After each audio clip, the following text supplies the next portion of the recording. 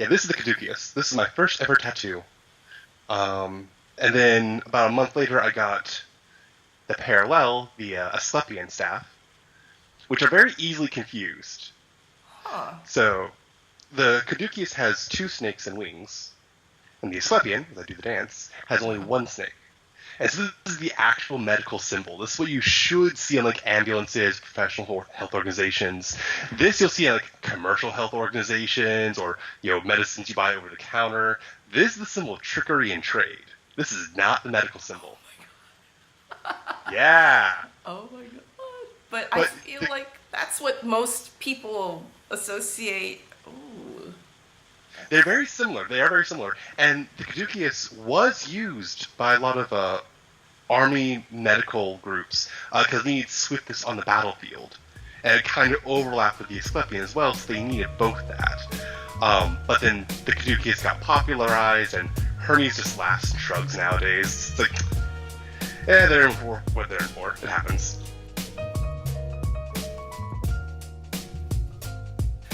Hello everyone, Chaweon here, and today I am joined by a super cute guest. Glad to get you everywhere. So this is Sam, and Sam, hi Sam. Sam and I, we actually kind of just met today. Like, this is the first time that I'm associating face with the voice. I heard his RuneSoup interview. Emergent property is a fantastic way of describing what comes out in a reading. Because yes, you do have things feeding into each other. But that's not just the only way that geomancy feeds into itself. I actually knew about him because of his blog, Digital Ambler. And recently, I looked back at it and I was like, holy shit, this guy knows a shit ton of stuff. And yeah. And so I am super excited to have Sam with me today. Thank you so much for joining me, Sam. Thank you for having me. It's a pleasure to be here. Thank you. What led me to go back to your blog was also I found your Facebook group about geomancy. And I am a typical Gemini rising in that if it's new and I've never heard about it before, I'm just like, I want to know all the things.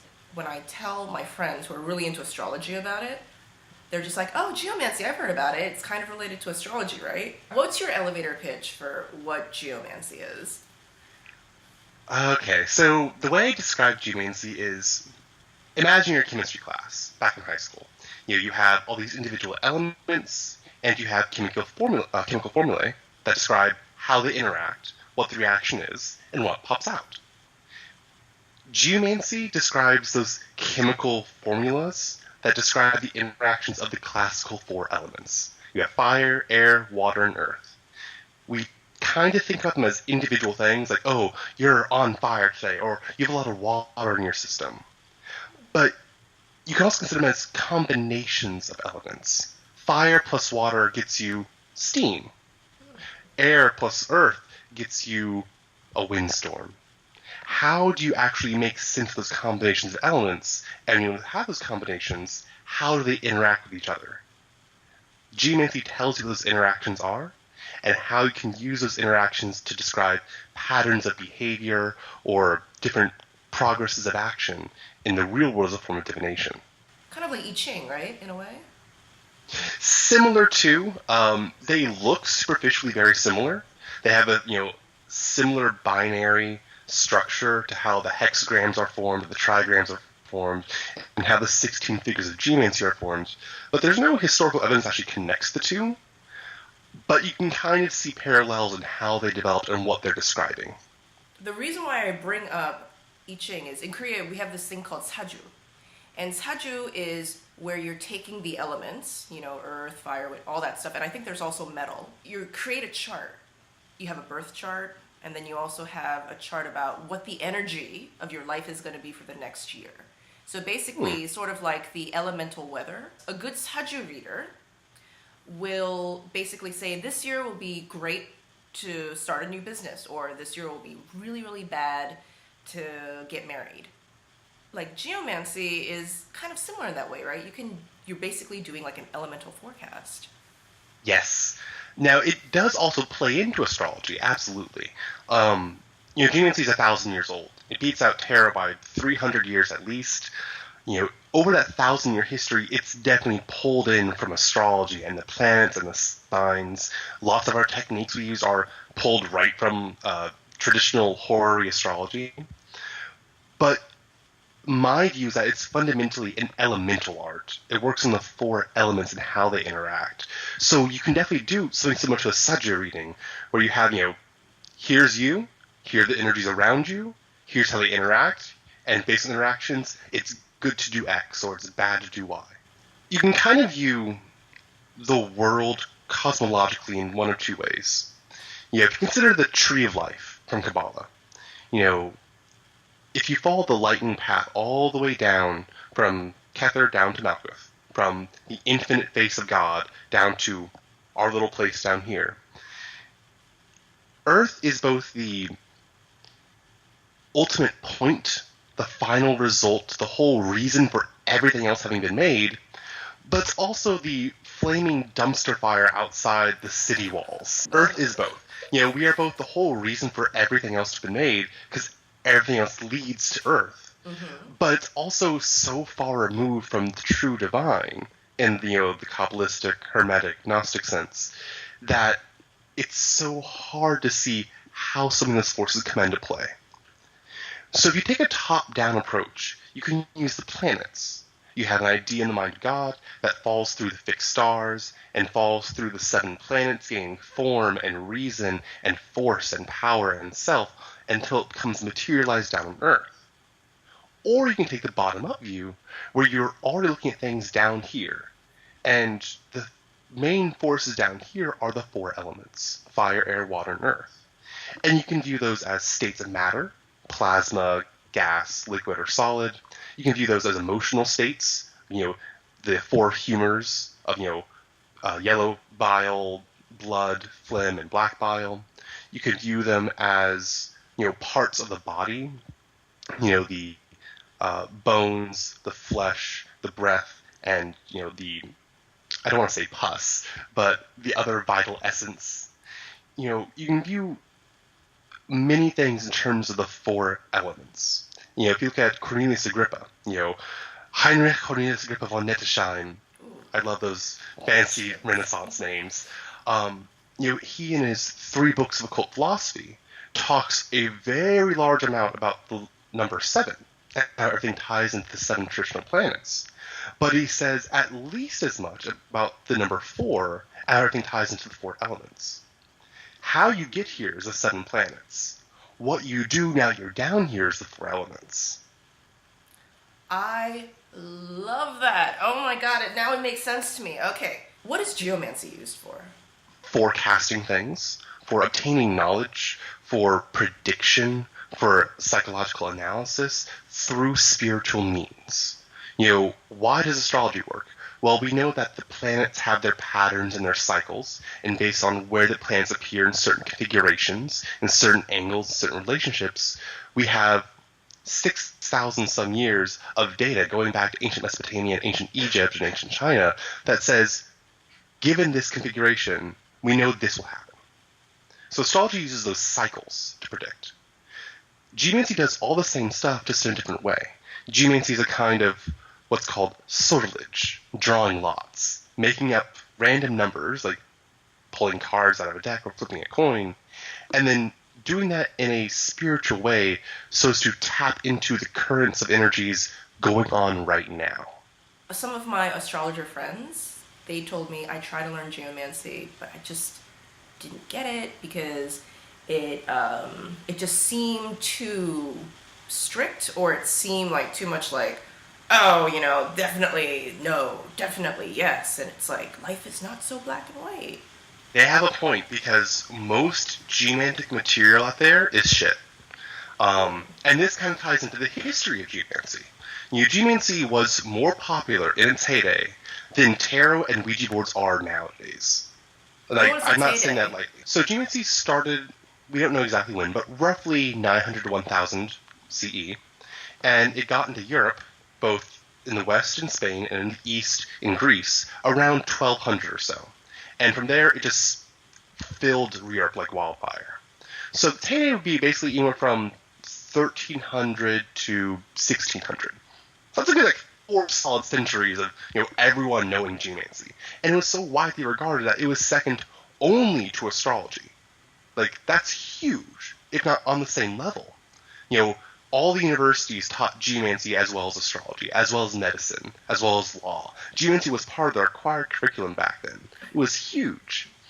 But what had happened was, over time, especially after we see the printing press come around and books started being made, people started formalizing geomancy to nothing more than a set of rules. And then from there, dumbing it down even further to a set of if-then-else statements. And from there, dumbing down even further to a set of lookup tables. If you get this figure in this position, it means evil except for bloodletting, or good except in love. And that was it. Once the Enlightenment happened, once the Industrial Revolution happened, all these occult texts were just swept under the rug and locked up in cabinets. And so much of geomancy was locked away with that. The last few geomancy texts that were written, like the 1700s, 1800s, were just lookup tables. And that's what the Golden Dawn got a hold of. They got a hold of some other stuff, but it was largely lookup tables. And that was what's kept into the late 20th century. So most people, especially in the previous generation, when they see geomancy, or they hear geomancy, they think lookup tables. And it's not useful. It's stupid. It's worthless. It's a cheap parlor game.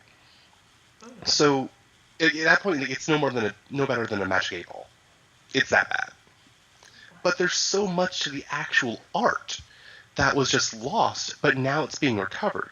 Through the works of people like John Michael Greer and Stephen Skinner, we have all these new translations, all this actual research of how real geomancy was done from the 1200s to the 1600s. And that's truly causing a new renaissance in the art. You've been doing geomancy for a while now, right? Yeah. So, geomancy, it's getting more and more popular now, but when you started, how did you even hear about geomancy? That's actually something I forgot. I'm 29 years old, and so high school wasn't that long for me ago. There's one Yahoo group in particular, the Geomantic Campus Yahoo. Oh my god, Yahoo groups, okay. I know, right? I know. But that was like the resource for geomancy for years and years. And I feel like I may have joined it back when I was like in early high school. So when I was in college and starting doing some research on, traditional astrology and whatnot, I found geomancy. And I found some of the old, books in my, the dusty stacks of my university library. And I did some research online that took me back to the Yahoo group. And basically, when I started studying geomancy, the Renaissance had already begun. People were starting to use it more. People were starting to really explore it more. It's gotten a lot better since then. Now we have hundreds, thousands more people who are aware of the art. We have people who are actually doing more translations. We have people who are now actually experimenting with new ways to do geomancy that, don't fit into the classical method, but are still extensions of the art.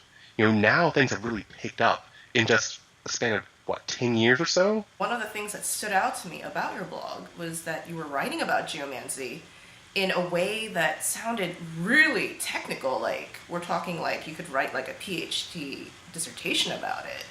And you are writing a book right now, are you not, about geomancy? Yes, I am. It's literally a textbook on geomancy, yeah. What makes geomancy such a good form of divination for modern society? So my sister is a professional tarot reader. She used to read for, what was her name, Miss Cleo. Like, she was actually one of her staff working on her show way back when. Like the my sister... call-in number, like... Yes. Person that's around you right now has been in jail before. Yeah, you're right. You're telling the honest truth. Right.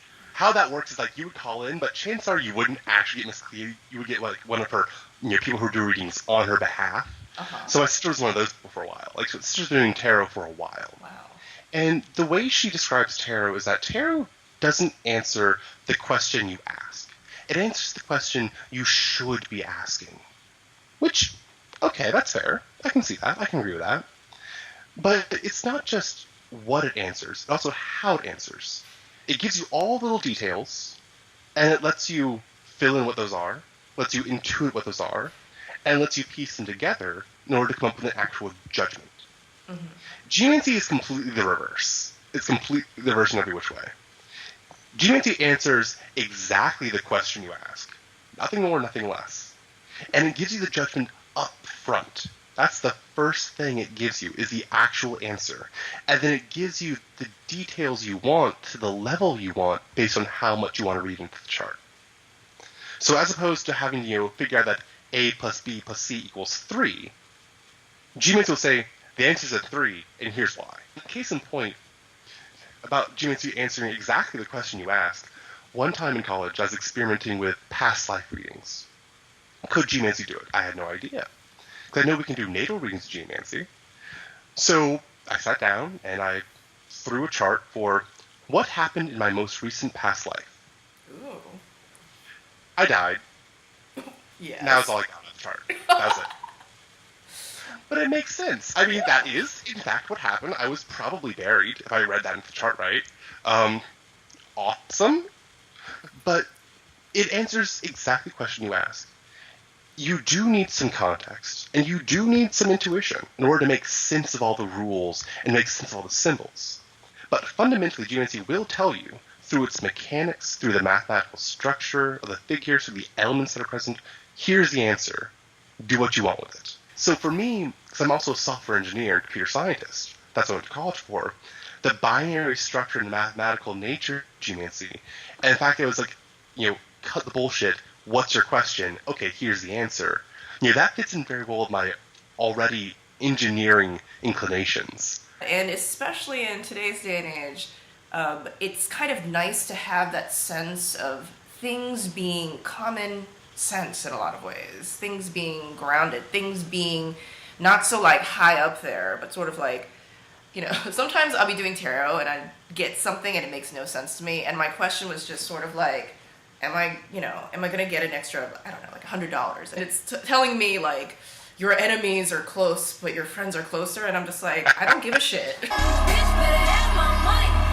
So when you do a geomancy chart, it tells you, yes, you're gonna get your money, or no, you're not gonna get your money. And I'm like, thank you. That's all I needed to know. Asking the right question is important for geomancy, right? If I ask a question like, what is my purpose in life? Is geomancy, the chart, is it gonna give me a usable answer? The rule goes that if you ask a vague question, you get a vague answer. Like, that's the rule. It's like, what is my purpose in life? Well, biological purpose? Or do you mean like spiritual purpose? Do you mean like vocation? Like, what do you mean by that? It's such a vapid question that it's hard to get anything useful out of that. One of the actual difficulties of geomancy, like geomancy is in general easy to learn, but there are difficulties in it. And one of the difficulties is that our symbolic alphabet only has 16 figures, only 16 symbols. In tarot, you have 78 cards, or 156 if you have reverse cards. In astrology, you have the 7 or 9, or how many other planets and asteroids you want to evolve into it. Among the 12 signs and the 360 degrees and all the aspects, you have truly massive symbolic inventories. Geomancy, you don't. You only have 16 figures, and those 16 figures have to cover every part of human existence and spiritual life and everything that happens. In order to whittle it down, you really need to be very concise, clear, and concrete what you're asking. So you can do what is the purpose of my life? You can do that. And with a good, heavy amount of intuition, you probably could read that out of a geometric chart. But if you were to ask specifically, should I take priesthood in this religion? Is that the right thing for me to do? Is it wise for me to do that? Should I do that?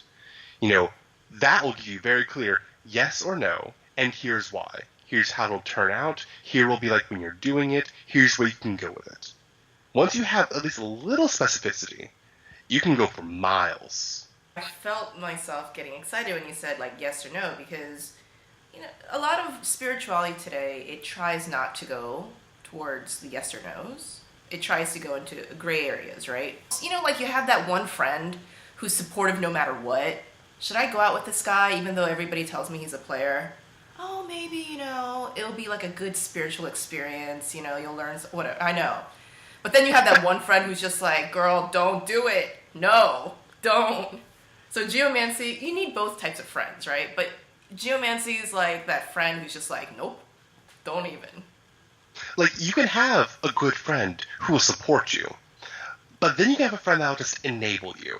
Yeah. And that's not great. You have a friend who will just, naysay everything you're going to do, but then you also have a critical friend who will say, maybe you shouldn't do that. I don't see this going anywhere. Sometimes that person will hold your earrings when you get into a fight. Absolutely. Sometimes they'll just be holding you back. Right. And geomancy will do that. It'll tell you, yes, go forth and do it. It'll be awesome. It'll also tell you, you need to do this. The answer is yes, but it's not going to turn out great. It'll do both. It'll also say, no, don't do that. Down that way lies death and pain and suffering and grief. Both say, don't do that. You'll be fine anyway.